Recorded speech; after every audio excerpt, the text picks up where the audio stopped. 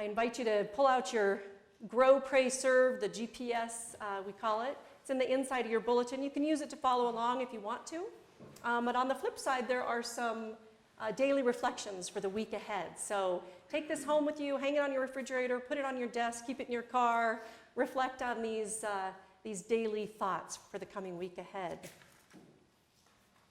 So it's autumn, a time of year that most people who live in the Rocky Mountains especially, but probably anywhere, profess it to be their favorite time of year.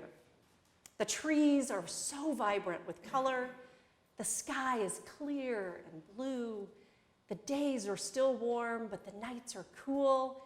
By all accounts, it is just about as perfect a season as one gets on this earth.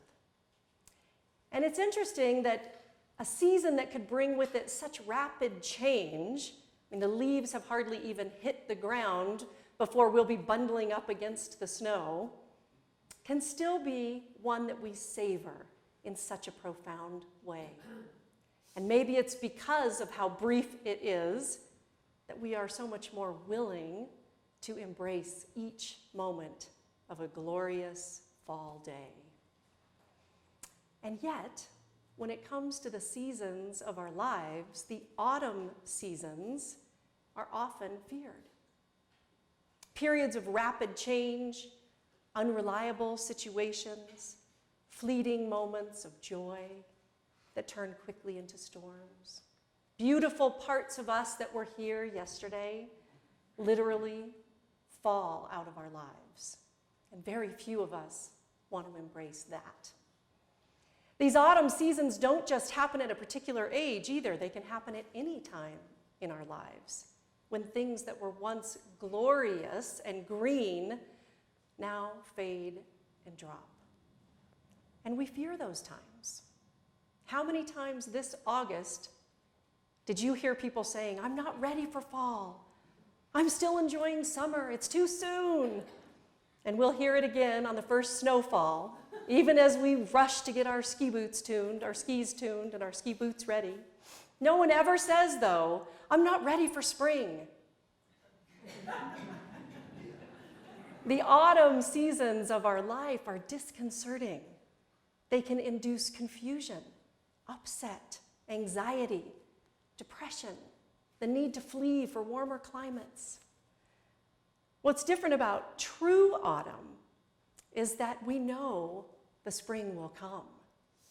We know that winter means the death of petunias and pansies, but not of us. We have faith in the coming of the spring, even if it comes a little bit later in our mountains here. But there's peace in knowing.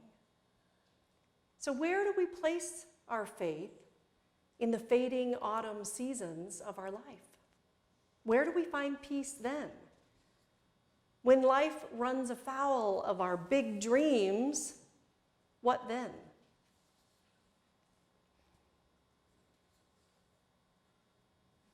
The prophet Elijah was a man of God, one of the most worthy and faithful servants. At that time, the king's wife, Jezebel, who had worshipped Baal, had ordered all of the prophets to be killed. So when Elijah was challenged to prove God's glory to the people of Israel and to King Ahab and Jezebel, he set in motion a large and elaborate plan. In an effort to show that the true God could do anything, Elijah set forth to prove to them. And as they watched him call forth the very power of God, the people saw God's presence among them. They fell to the ground and said, "The Lord indeed is God." Right after that, Elijah rounded up the prophets of Baal, and then he foretold of the end of a long drought that had seized the land. Elijah thought his work was done. Like many of us, he thought he had made his mark. But then he got word that Jezebel had made a curse on him, promising that Elijah would be tortured and killed the very next day. And one of the greatest prophets that we've ever known trembled in fear. He ran. Elijah ran away where Jezebel could not find him and prayed that he might die. "It is enough now," he said to God. "Take my life. I'm no better than my ancestors." Just like Moses before him, Elijah didn't think he was up to the task. He doubted himself, but more importantly, he lost his faith that God was totally in control of the outcome. He lost his faith that if God had called him to this, then surely God would see him through this. See, Elijah had no problem professing his faith in God. Remember, he had just told the people, proven to an entire city, the existence of the Almighty. But when it came time to faith that God would see him through this very personal struggle, he couldn't see a way out. Why is it that we can profess our faith, call upon God to reveal himself to others, but when it comes to saving our own hide, we fall back on ourselves? We run, we hide, we tremble in fear.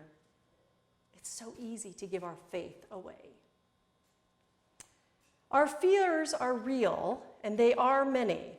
At the top of many Americans' phobias, not surprisingly, is terrorism, which is interesting because the use of violence is intended to strike terror into our hearts. So it's working. There are fears of heights and of small places and spaces, fears of dogs, and the very real fear of public speaking. And I want to say that there are people who do truly suffer from these things. And if that's you, then please be gentle on yourself and on me for the next few minutes. Because while many of us suffer from certain fears and certain seasons of our lives, we do not all suffer your fears, and I don't take that lightly. But for those of us who find ourselves in acute moments of fear, fear of failure, fear of being vulnerable, fear of not measuring up to others' expectations or up to our own expectations, fear of rejection, fear of pain, fear of missing out, fear that this is all there is. In fact, if I asked everyone here, what are you most afraid of? I'm quite certain you would all have an answer. But consider this. Jesus did not ask his followers, what are you afraid of? He asked them, why are you afraid? The disciples were on a boat at sea in the middle of the night when a storm came. Waves crashed and the boat rocked, and the Bible tells us that water rose up over the boat, and then the men were frightened. But Jesus slept right through it. The men went to him and woke him up and said, Lord, save us, we're perishing. And Jesus looked at them and said, why are you afraid, you men of little faith?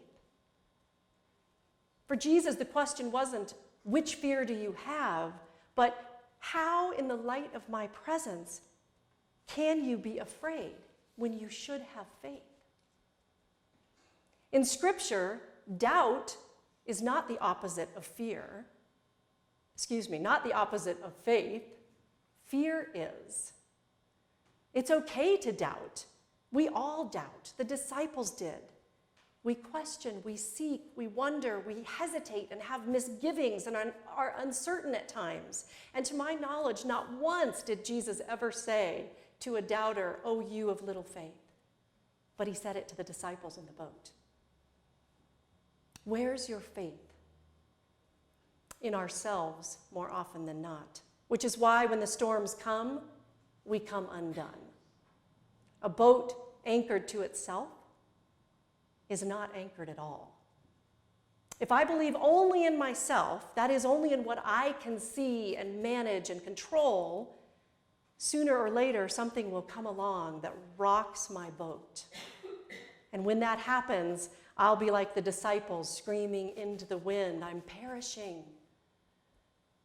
Instead, I have to anchor my faith where it cannot be undone.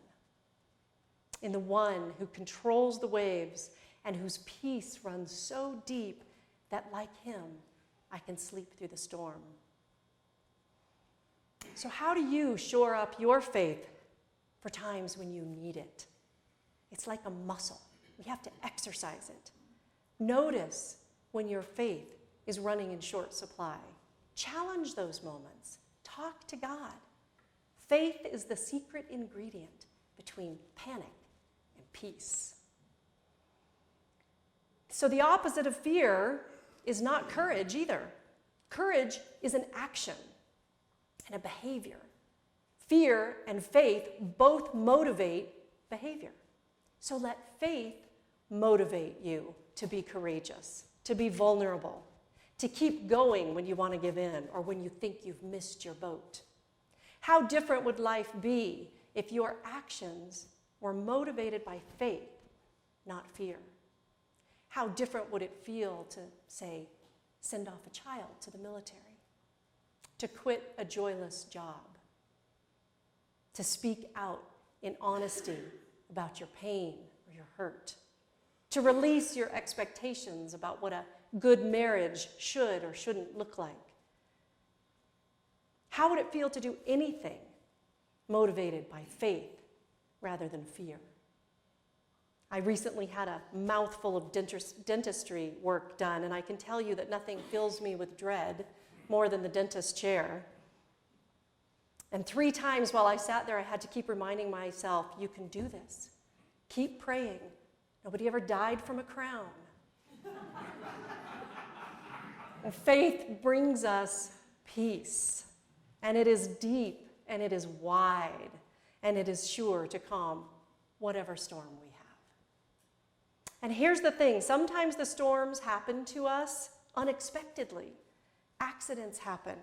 People or things surprise and mess up our tidy lives. But sometimes we see it coming. We know there's a thing that we have to get through. We have to be courageous enough to get through certain times in our lives. And in those times, we need our anchor to be strong. When the water is calm and the winds are fair, it's all well and good to tie your rope to a tree stump. But when we're facing 10-foot swells with every good reason to keep going through the storm, we need the courage of our convictions.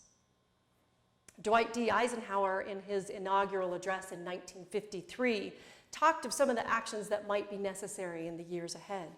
He talked about our common bond with other countries and our nation's responsibility to leadership. And in his speech, he said, we face the threat not with dread and confusion, but with confidence and conviction. He might as well have said, we face the threat with faith. We fix our eyes not on what is seen, but on what is unseen, since what is seen is temporary and what is unseen is eternal. Sometimes God will calm the storm for you, but sometimes God will calm you for the storm. Sometimes God calms the storms, and sometimes the storms still swirl, and he calms our fears. Have faith that we will be carried through safely to the shore, that when the autumn seasons come, we will walk through them with the peace of knowing that this too shall pass. The spring will come.